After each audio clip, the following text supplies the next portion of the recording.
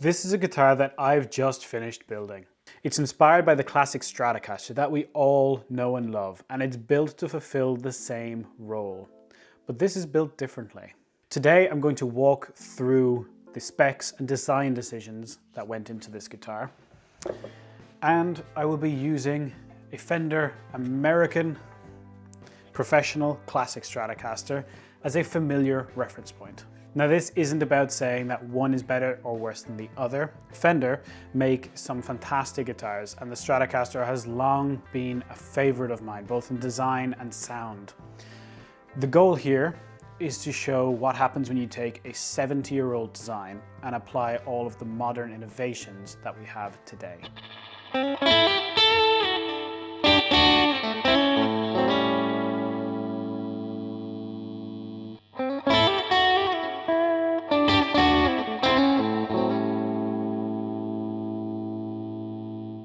Comparing the two, my guitar has a solid, lightweight ash body with a nice figured sycamore top.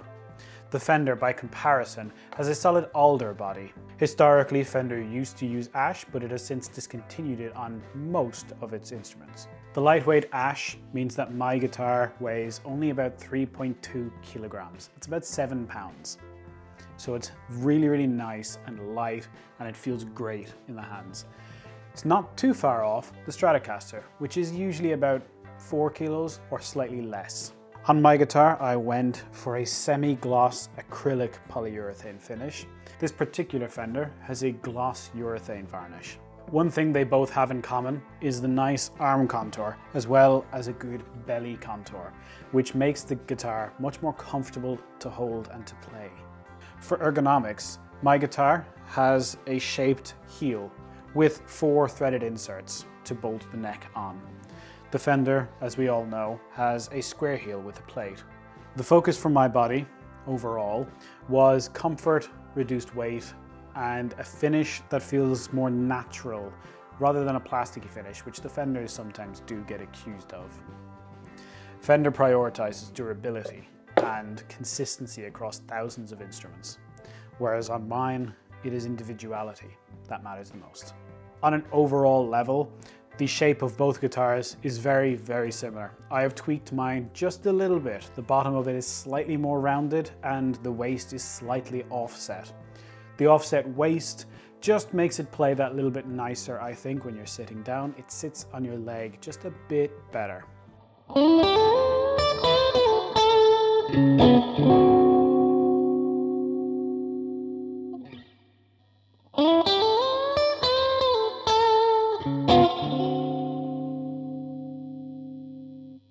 Now the neck is where we're going to see a huge amount of change. At a base level, mine is extremely flamed, figured quarter sawn sycamore. The fact that it's quarter sawn means that the grain lines stand on end in reference to the strings, which gives it greater stability in the direction it matters. The Fender, in comparison, is a flat sawn neck, which means that the grain lines are in line with the fretboard plane, which means it's slightly less stable. Inside my neck, we have a dual action truss rod, exactly the same as what Fender use, but mine also features carbon fiber reinforcement rods, which just add an extra level of stiffness and stability to this neck, ensuring that it won't move. One of the first innovations that I've done on this instrument is that the headstock isn't actually flat like it is on the Fender. It is angled back ever so slightly. It's about 3 or 4 degrees. This allows the break angle over the nut to be increased just that little bit. It means I don't need a string retainer on my headstock, and it just means that you're going to get slightly better downforce across the nut, which is going to help with tone. Both guitars feature a bone nut, although mine has been polished up a little bit further. It's been refined a little bit more. And of course, mine has an ebony fretboard compared to the rosewood on the Stratocaster. Onto possibly one of the biggest innovations, the most notable. My guitar is a multi-scale. What that means is pretty much exactly as it sounds. Each string is a different scale length. On the Fender, it has a single scale, which is 25.5 inches. Mine, the low strings, the thicker ones, are 25.5 inches. The high strings are 24.75, which you'll recognize is a Gibson scale. The other 4 strings have consecutively longer scale lengths as they progress from the thinner to the thicker strings. There are many benefits to a multi-scale instrument, and I'm not going to go into super depth here, but one of the biggest things for me is tension. The tension across the neck feels a lot more consistent than it does on a single scale instrument. And the other one is sheer ergonomics. As you move down the neck, your wrist moves with the frets. And this is more natural to how a wrist moves. On a single scale instrument, you have to keep your wrist in line with the frets, and on a multi-scale, it's just that little bit more natural. This is a very small fan. It is almost non-noticeable when you start playing it. The nut width on my guitar is 43 millimeters, which is exactly the same as what's on this Fender. 43 is a very standard measurement for a nut width.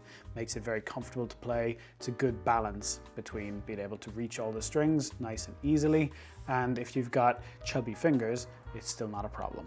The last thing on the fretboard is the radius of said fretboard.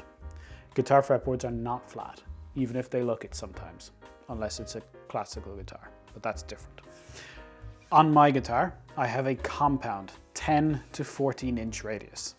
The tighter the radius, the easier it is to play chords, and the flatter the radius, the easier it is to play lead parts, which is why mine has a tighter radius at the nut, which opens up as you get further down the neck. The Fender, by contrast, will have a 9.5 inch radius along its entire length.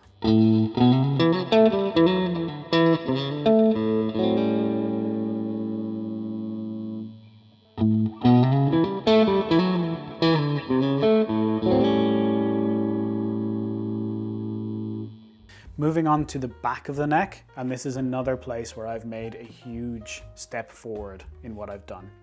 This is what I call a dynamic neck carve. It transitions from a soft V at the nut down to a modern C shape at the 12th fret. It is also offset. The peak of the carve is shifted more towards the bass side at the nut and more towards the treble side down at the dusty end. And that allows, again, a more dynamic playing experience as you move up the neck. As you play this neck, your thumb naturally wants to rest on the high point of the carve, which again makes it more ergonomic as you transition down into the higher register of the guitar. The Strat will have what they call a modern deep C profile, which is a very, very comfortable profile, of course, and it's what we'll all be well used to, and it's what my guitar has at the 12th fret. Granted, mine is offset. Everything about this neck, from the carve on the back to the multi-scale layout on the front, has been designed around stability, consistency, comfort, and ergonomics, which will deliver a nicer playing experience overall. On my guitar, I've also gone with stainless steel, narrow, tall frets from Jezcar. They're very high quality frets. The stainless steel means it's going to last a lot longer than standard nickel frets. Of course, it is harder to work on because it is a harder material. Your tools will suffer for it, but the longevity you get out of it is well worth it. The Fender, by contrast, comes with nickel silver frets, which are generally medium jumbo, or what they call medium jumbo anyway. From a hardware point of view, there are not huge differences between these guitars in particular. I opted for some locking Goto 510 tuners, which are exceptionally beautiful tuners to use, to look at, and everything. They're locking, so they're easier to string up, and the string stability is fantastic on them. The Fender is using what look to be some Clouson style standard tuners. Moving down to the other end, the bridge I have used here is a custom bridge that I have made specifically for this. It is a hardtail string through bridge made of ebony. The bridge itself is lovely and low profile, and because it's ebony, it's much warmer than a metal bridge is. It's also softer and lower profile, so when you play it, it's exceptionally comfortable. Of course, it's not the tremolo that the Strat usually comes with, but you do get hardtail Strats, of course, which is what I've effectively based this on. I'm not a fan of a trem, and that's why I didn't put one on it. On the back, it is secured with just a set of 6 string through ferrules, which hold the ball end of the string in there really nicely. The spacing on this bridge is 10.8 millimeters center to center on the strings, which is exactly the same as what the Fender is. Between the spacing here and the same nut width, your actual string spacing is going to feel exactly the same as on a Fender. And lastly, on this bridge, I've used stainless steel saddles, which are exceptionally hard and will help to transfer vibration from the string through the saddles into the bridge, into the body, and makes everything resonate that little bit better.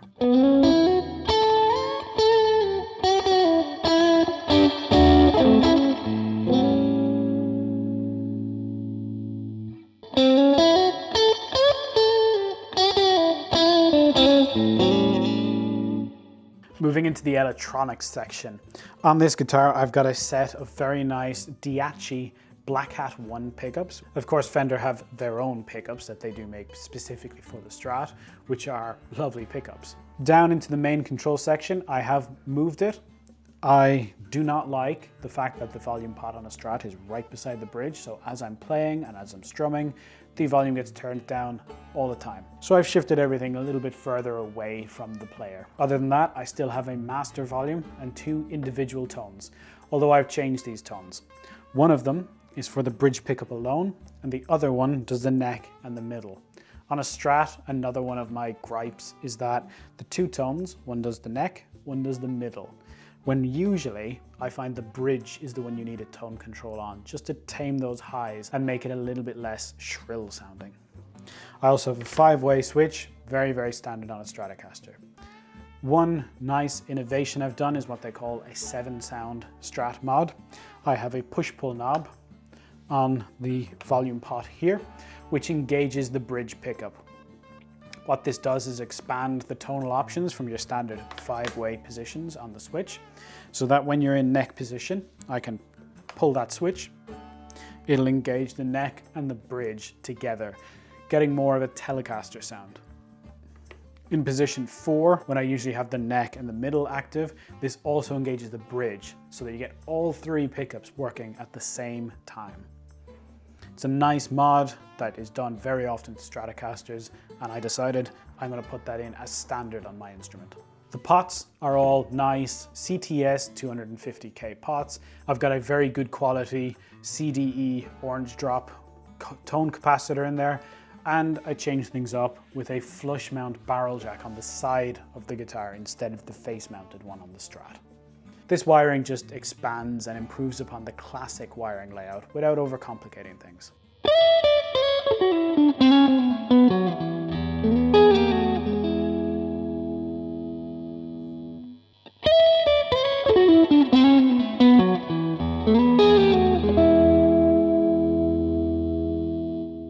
Moving on to the last real spec heavy part is the setup and the feel of this guitar. As I mentioned earlier, the feel is lovely and balanced with much better tension across the strings. It's a dynamic feel. I've set it up with some D'Addario NYXL 10s, which are fantastic strings, top notch, top quality.